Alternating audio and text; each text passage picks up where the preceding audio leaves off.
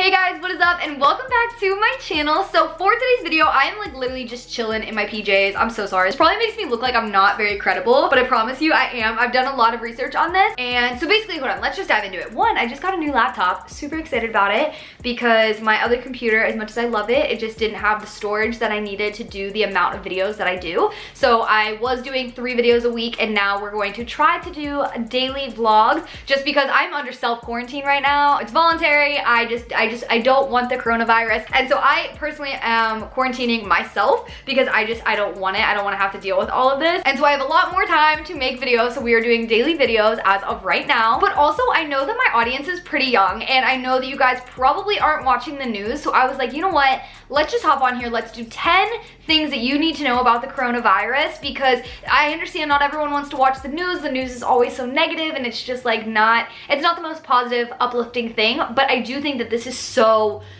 incredibly important that we know about it. So I just broke it down into the 10 things you need to know about this virus. I just want to go ahead and give a quick disclaimer. I am not a nurse. I am not a doctor. I'm not a medical professional, nor do I ever want to be, but I have done a lot of research on this virus and I think it's so important for all of us to be educated on this. And everything that I say during this entire video is going to have a source. I'm going to say according to blank and then give you the information, and then also down in the description box I'm going to have each question listed out with the sources that I have, or the sources that I found this information, just so you can go in and you can do your own research. I just think it's really important. And also if I missay anything, feel free to add it in the comments, but I think it is so important.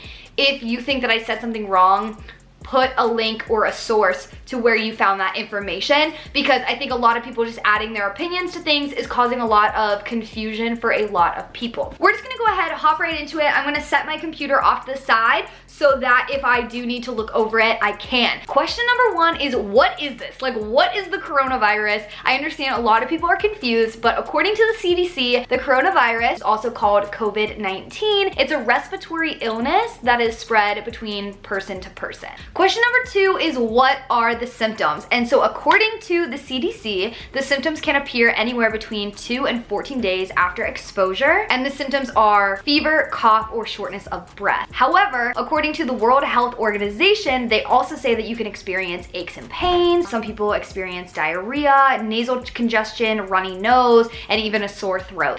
In my opinion, this is no longer fact, this is opinion. I think that's what's so scary about this, is that no one can be like, these are your exact symptoms. It's kind of an array, and a lot of these symptoms are just flu-like symptoms. So I think that's where a lot of people are starting to get confused. Question 3 is, where did this virus originate from? And I think that that's a really, really good question, and a lot of people are curious about it. I know that it's from, and I'm so sorry, I have a lot of trouble saying this, Wuhan?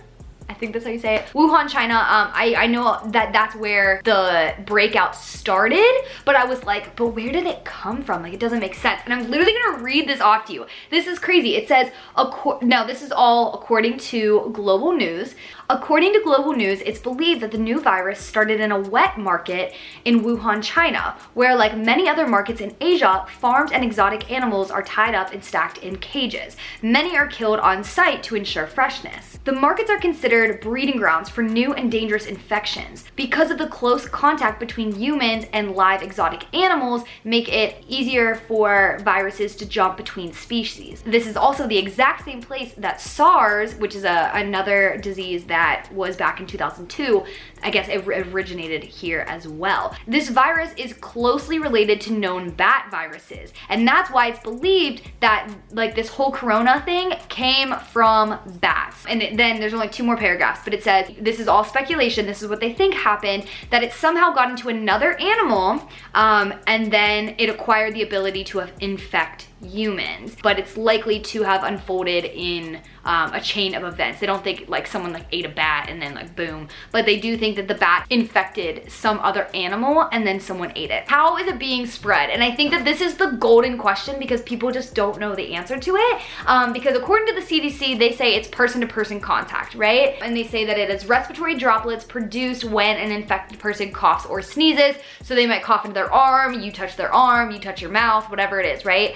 But they also say that some spread might be possible before people are even showing symptoms, and that's where things I think start to get a little bit tricky, even though they don't think that that's the main way that it's being spread, but they do say that you might not even be showing symptoms and you could still spread it. So maybe if you like, you know, I don't know, you're eating something and then you touch something else and then someone else touches it and touches their mouth, you could spread it that way and you haven't even started to see symptoms. 5. How likely am I to actually get the coronavirus? And I think a lot of people are asking this, and I think it's a great question. Basically, for the most part, in the United States, your risk of actually getting it is pretty low. As of today, as of the date that I am doing this, it is pretty low, unless you are in unless you're in an area where there is an outbreak, but it just really depends on where you're at. So LA is a super populated area. I am definitely at a higher risk of getting it. However, if you live in the Amish country in Pennsylvania, you might have less of a chance of getting it. 6, should I be worried about COVID-19? This is also according to the CDC. It says illnesses due to COVID-19 infections are generally pretty mild, especially for children and young adults. However, it can cause serious illness. About 1 in every 5 people who catch it do need hospital care. So should you be worried?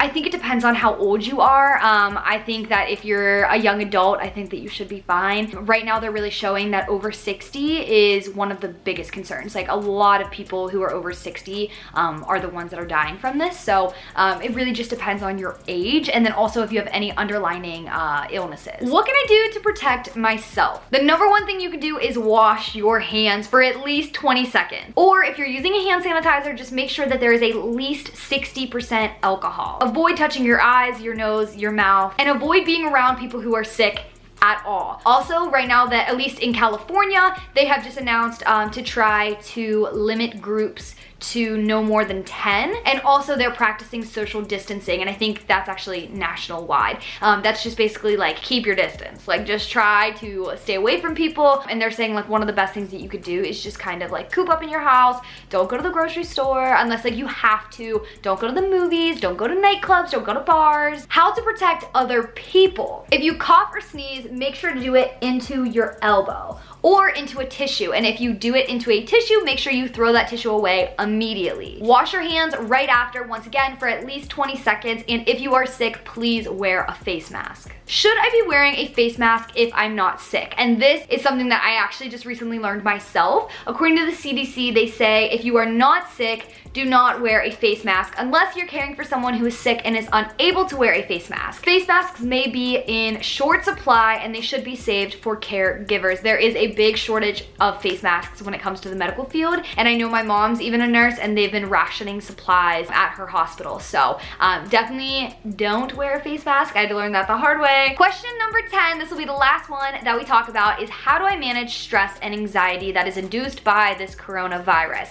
And I think it's important. I honestly might do a whole separate video about this, but everyone handles stress and anxiety differently. But here are just some simple things that you can do to just kind of let yourself calm down. For one, it is 100% valid. You are allowed to be stressed right now. The fact that every nightclub in the city of Los Angeles, like it's shut down, every movie theater, every bar, you can't even go out to a restaurant now, like everything's shut down. I just think it's really important, and the CDC also recommends these as well, get your mind off things. I know it's so tempting sometimes to just like watch the news, and then also some news articles are blowing this out of proportion, some are like undercutting it. And so just get your mind off it. Read a book, relax, take a walk. Also take care of your own body. Be stretching, maybe do some at-home yoga, go for a walk, make sure you're eating well, you're sleeping enough. And lastly, talk to someone that you trust. Once again, you are allowed to feel this way. This is scary. This is a scary time right now. It's confusing. You're allowed to feel this way, but I think the number one thing is don't bottle it all up inside. Make sure that you're talking to someone. So talk to someone that you trust, talk to your parents, talk to your friends. Just don't keep all those feelings bottled up, because that's really not gonna make you feel very good. So that was everything. Those were 10 things that I think you need to know about the coronavirus going on right now. Please, for everyone's sake, you know, I understand this is very stressful and very confusing, but stay up to date. Try to get your information from the CDC or some website that might have .org on it, because like I said, I just saw one the other day that said that you should be stocking up on 3 months worth of supplies, and I started freaking out. I am prepared personally for like 3 weeks, but I am not prepared for 3 months, and that was crazy to hear that. I was like, oh my goodness. So just make sure you're getting your information from the right sources. I love you guys so much. You guys will be perfectly fine. If you guys need someone to talk to, comment down below. My audience is amazing, and they will just like, people will just like pour into you. I'm so proud of that. I literally have the best audience in the entire world. So if you guys need some guidance or some advice or just someone to talk to, comment down below. And even if someone else doesn't chime in, I'll try to chime in the best that I possibly can. I love you guys. Stay safe, okay? Bye, I'll see you soon.